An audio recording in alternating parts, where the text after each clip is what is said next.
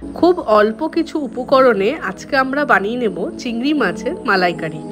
যার জন্য আমাদের লাগবে চিংড়ি মাছ, যেটা আমি নুন হলুদ দিয়ে ম্যারিনেট করে ভেজে রেখেছি। সঙ্গে লাগবে কাজু, সর্ষে আর দইয়ের একটা পেস্ট, পেঁয়াজ বাটা, আদা রসুন বাটা, নারকেলের দুধ আর কাঁচা লঙ্কা। সবার প্রথমে তেল গরম হলে গোটা গরম মশলার ফোড়ন দিয়ে পেঁয়াজটাকে ভালো করে ভেজে নিতে হবে।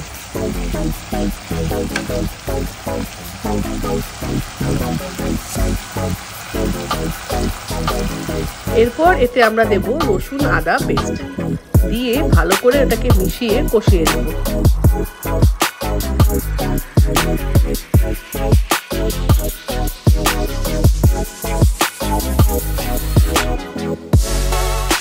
মশলাটা থেকে তেল বেরোতে শুরু করলে আমরা এর মধ্যে দিয়ে দেব হলুদ গুঁড়ো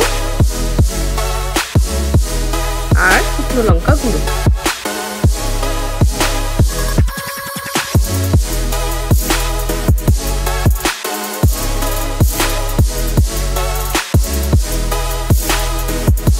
মশলা থেকে তেল বেরোতে শুরু করলে তারপরে আমরা দিয়ে দেব টক দই, সর্ষে আর কাজু বাদামের পেস্টটা।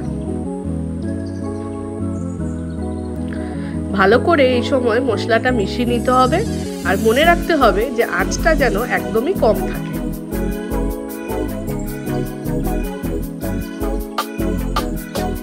মশলাটা মিশিয়ে আমি কিছুক্ষণ ঢেকে রাখবো যাতে ভালোভাবে তেল ছাড়তে শুরু করে। এই যে দেখতে পাচ্ছ তেল ছাড়তে শুরু করেছে, এর মধ্যে আমি এবার নিয়ে দেবো নুন পরিমাণ মতো।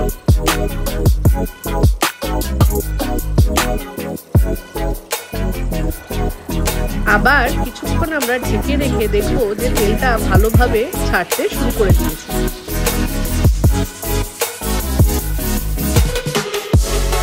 এবার আমরা দিয়ে দেব নারকেলের দুধ, সঙ্গে আপনারা চাইলে ইমলি দুধও মিশিয়ে নিতে পারেন, এতেও টেস্টটা আরো ভালো হয়, কিন্তু আমি খালি নারকেলের দুধই এখানে দিচ্ছি।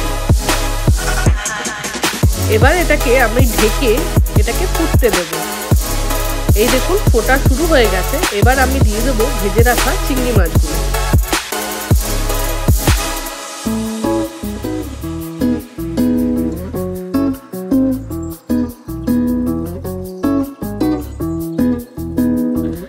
ভালো করে মিশিয়ে এবার আমি কিছুক্ষণ ঢেকে এটাকে রান্না করব।